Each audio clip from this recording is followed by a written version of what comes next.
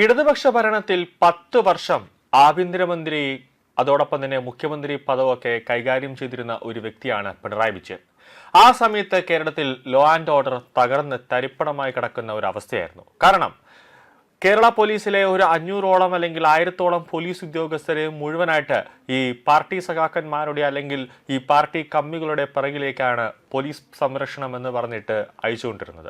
അവർക്ക് നേരെ വധഭീഷണിയുണ്ട് അല്ലെങ്കിൽ വധശ്രമത്തിന് സാധ്യതയുണ്ട് എന്നൊക്കെ പറഞ്ഞുകൊണ്ട് ആഭ്യന്തര വകുപ്പ് ഓരോ റിപ്പോർട്ടുകൾ ഇറക്കുന്നു. ഇപ്പോൾ പി ജയരാജൻ അല്ലെങ്കിൽ പി ജയരാജൻ അങ്ങനെ പല ജയരാജന്മാരുടെ പിറകിലേക്കും അല്ലെങ്കിൽ CPM-ലെ പല മുതിർന്ന നേതാക്കളുടെയും പിറകിലേക്ക് ഒരു യൂണിറ്റ് ഫോഴ്സ് തന്നെ അയക്കുന്ന ഒരു രീതിയായിരുന്നു പിണറായി വിജയൻ ഈ 10 വർഷം കേരളം ഭരിച്ചിരുന്നപ്പോൾ ഉണ്ടായിരുന്നത്. ഒരു പോലീസ് ഉദ്യോഗസ്ഥനെ സംബന്ധിച്ചിടത്തോളം ലോ ആൻഡ് ഓർഡർ കൈകാര്യം ചെയ്യേണ്ട അത്യാവശ്യമാണ്. ഒരു പോലീസ് സംവിധാനം കേരളത്തിലെ ജനങ്ങൾക്ക് വേണ്ടിയുള്ളതാണ്. ജനങ്ങളുടെ ഏതെങ്കിലും ഒരു ആപത്ഘട്ടം വന്നാൽ ഉടനെ ഓടിയെത്തേണ്ട ഒരു സംവിധാനമാണ്. അപ്പോൾ പല സമയത്തും പല സാഹചര്യങ്ങളിലും സ്റ്റേഷനിൽ മതിയായ പോലീസ് ഉദ്യോഗസ്ഥരുടെ ഒരു വലിയ രീതിയിലുള്ള അഭാവം തന്നെ ഉണ്ടായിരുന്നു എന്നതാണ് ഏറ്റവും പ്രധാനപ്പെട്ട കാര്യം. കാരണം പല സ്ഥലത്തും അപ്പുറത്തെ സ്റ്റേഷനിൽ നിന്ന് പോലീസ് ഉദ്യോഗസ്ഥരെയൊക്കെ എടുക്കേണ്ട ഒരു ആവശ്യകത വന്നിട്ടുണ്ടായിരുന്നു. കാരണം മിക്ക പോലീസ് ഉദ്യോഗസ്ഥരും ഏതെങ്കിലുമൊക്കെ മന്ത്രിമാരുടെ അല്ലെങ്കിൽ ഏതെങ്കിലുമൊക്കെ രാഷ്ട്രീയ നേതാക്കന്മാരുടെ വീടുകളിലായിരിക്കും അല്ലെങ്കിൽ അവർക്ക് പ്രൊട്ടക്ഷൻ കൊടുക്കാനായിട്ട് അവരുടെ പിറകിലായിരിക്കും പോകുന്നത്. ഇനി രമേശ് ചെന്നിത്തല വരുമ്പോൾ ആ രീതിയിലുള്ള ഒരു മാറ്റങ്ങളൊക്കെ ഉണ്ടാകുമെന്നാണ് പുറത്തു വരുന്ന വിവരം. അതായത് ലോ ആൻഡ് ഓർഡർ മൊത്തത്തിലൊന്ന് ഉടച്ചു വാർക്കാനായിട്ടുള്ള നീക്കമാണ് ഇപ്പോൾ UDF നടത്തുന്നത്. നിലവിൽ ഇപ്പോൾ DGP റവാഡ ചന്ദ്രശേഖർ ഇപ്പോൾ രമേശ് ചെന്നിത്തലയുടെ വീട്ടിൽ അതായത് വഴുതക്കാട് വസതിയിലെത്തി ഇപ്പോൾ ചർച്ച നടത്തുകയാണ്. കൂടാതെ H വെങ്കടേഷും ഇപ്പോൾ റവാഡ ചന്ദ്രശേഖറിന് ഒപ്പമുണ്ട്. ഇവർ രണ്ടുപേരും കൂടെ ചേർന്ന് അതായത് റവാഡ ചന്ദ്രശേഖറും H വെങ്കടേഷും കൂടെ ചേർന്നാണ് ഇപ്പോൾ ആഭ്യന്തരമന്ത്രി രമേശ് ചെന്നിത്തലയുടെ വസതിയിലെത്തി ഇപ്പോൾ ചർച്ച നടത്തുന്നത്. കൂടാതെ രമേശ് ചെന്നിത്തലയെ പറ്റി പറയുകയാണെങ്കിൽ ഉമ്മൻചാണ്ടി സർക്കാരിന്റെ കാലത്ത് ഉമ്മൻചാണ്ടി മുഖ്യമന്ത്രിയായിരുന്ന സമയത്ത് ആഭ്യന്തര വകുപ്പ് കൈകാര്യം ചെയ്തിരുന്ന വ്യക്തിയാണ്. അതിനുശേഷം ഒരു 10 വർഷം കഴിഞ്ഞതിന് ശേഷം രമേശ് ചെന്നിത്തല വീണ്ടും ആ വകുപ്പിലേക്ക് തിരിച്ചെത്തുന്നു. ഉമ്മൻചാണ്ടി സർക്കാരിന്റെ കാലത്ത് ഏറ്റവും വലിയ രീതിയിലൊരു കോളിളക്കം സൃഷ്ടിച്ച ഒരു സംഭവം ഉണ്ടായിരുന്നു. അതാണ് ഈ കുബേരയുമായി ബന്ധപ്പെട്ട്. അതായത് ഈ ആളുകളൊക്കെ ചെന്ന് ഈ വട്ടിപ്പലിശയ്ക്ക് പണം എടുക്കുന്നു. അവസാനം അത് വലിയ രീതിയിലേക്ക് പലിശ കൊടുക്കാതെ വരുന്നൊരവസ്ഥ ഉണ്ടാകുമ്പോൾ സാധാരണക്കാർ തൂങ്ങി ആത്മഹത്യ ചെയ്യുന്നൊരവസ്ഥയിലേക്ക് കാര്യങ്ങൾ എത്തുന്നു. അപ്പോൾ അതായത് ഒറ്റ വാക്കിൽ പറഞ്ഞാൽ വലിയ രീതിയിലുള്ള ബ്ലേഡ് മാഫിയ കേരളത്തിൽ തലപൊക്കുന്ന ഒരു അവസ്ഥയുണ്ടായിരുന്നു ഉമ്മൻചാണ്ടി സർക്കാരിന്റെ കാലത്ത്.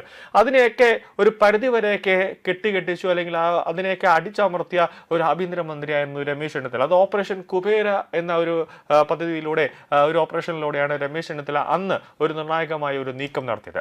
ഇപ്പോൾ ആഭ്യന്തര വകുപ്പ് മന്ത്രിയായ രമേശ് ചെന്നിത്തല അധികാരം ഏൽക്കുമ്പോൾ രമേശ് ചെന്നിത്തലയുടെ മുന്നിലുള്ള ഏറ്റവും പ്രധാനപ്പെട്ട ഒരു സംഭവ വികാസം എന്ന് പറയുന്നത് നമുക്കറിയാം. നമ്മുടെ കേരളത്തിലെ ഒട്ടുമിക്ക ആശുപത്രികളും അതായത് സ്വകാര്യ ആശുപത്രികളെല്ലാം തന്നെ അമേരിക്കൻ ബേസ്ഡ് കോർപ്പറേറ്റ് കമ്പനികളുടെ കയ്യിലാണ്.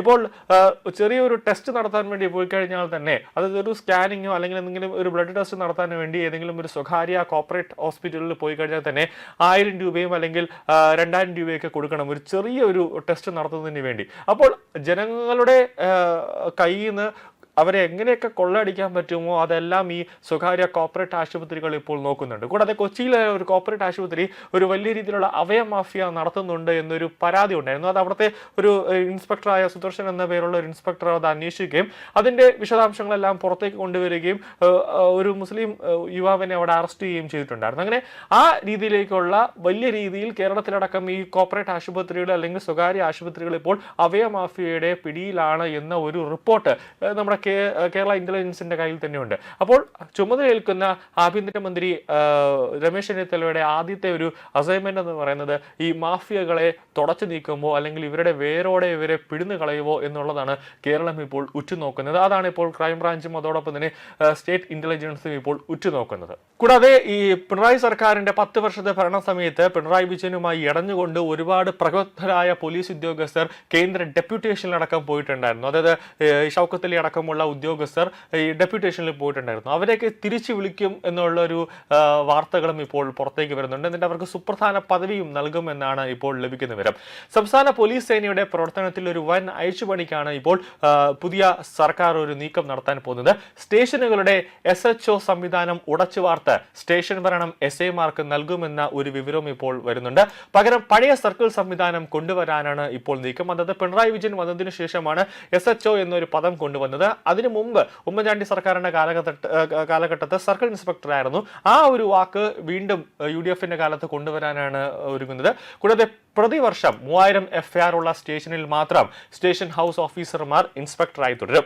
എന്നാൽ BC ക്ലാസ് സ്റ്റേഷനുകളിൽ SHO സംവിധാനം മാറി സ്റ്റേഷൻ ഭരണം SI-മാർക്ക് നൽകാനാണ് തീരുമാനം. ഇത് സംബന്ധിച്ച പദ്ധതി റിപ്പോർട്ട് സംസ്ഥാന DGP റവാഡ ചന്ദ്രശേഖർ തയ്യാറാക്കി കഴിഞ്ഞിരിക്കുന്നു. DGP എന്ന നിയുക്ത ആഭ്യന്തരമന്ത്രിയുമായി ഇപ്പോൾ ഒരു കൂടിക്കാഴ്ച നടത്തിക്കൊണ്ടിരിക്കുന്നു. ആ കൂടിക്കാഴ്ചയിൽ ഈ സ്റ്റേഷനുമായി ബന്ധപ്പെട്ടുള്ള ഒരു അഴിച്ചുപണി, അതോടൊപ്പം തന്നെ ഒന്ന് ഉടച്ചു വാർക്കുന്നതിന്റെ എല്ലാ പദ്ധതികളും ഒരു സമർപ്പിക്കുമെന്നാണ് ലഭിക്കുന്ന വിവരം. പുതിയ പരിഷ്കാരത്തോടെ പ്രധാന സ്റ്റേഷനുകളിൽ ഒഴികെ 2 സ്റ്റേഷനുകൾക്ക് ഒരു ഇൻസ്പെക്ടർ എന്ന നിലയിലേക്ക് മാറും. ഇതോടെ 1000-ൽ താഴെ FIR വരുന്ന സ്റ്റേഷനുകളിൽ SI-മാരാകും ഭരണം ഇനി മുതൽ ഏറ്റെടുക്കുക. ബാക്കി വരുന്ന CA-മാരെ സൈബർ പോക്സോ ഡിവിഷനുകളിൽ നിയമിക്കുമെന്നാണ് ലഭിക്കുന്ന വിവരം. പുതിയ സർക്കാർ അധികാരത്തിൽ ഏറിയതിന് പിന്നാലെ ആഭ്യന്തര വകുപ്പിന്റെ പ്രധാന പരിഷ്കരണങ്ങളിൽ ഒരു മാറ്റമുണ്ടാകും. കൂടാതെ സ്റ്റേഷൻ SHO-മാരെ ഇൻസ്പെക്ടർമാരായി നിയമിച്ചത് പിണറായി സർക്കാരിന്റെ കാലത്താണ്. 480 സ്റ്റേഷനുകളാണ് SHO സംവിധാനം കൊണ്ടുവന്നത്. അതേസമയം ലഹരി വിരുദ്ധ പ്രചാരണത്തിന് പുതിയ പദ്ധതി നടപ്പാക്കുമെന്നും DGP-യുടെ റിപ്പോർട്ടിൽ നിർദ്ദേശിക്കുന്നുണ്ട്. 100 ദിന പരിപാടിയിൽ ഉൾപ്പെടുത്താൻ 20 കർമ്മ പദ്ധതികളാണ് ഇപ്പോൾ ആലോചിക്കുന്നത്.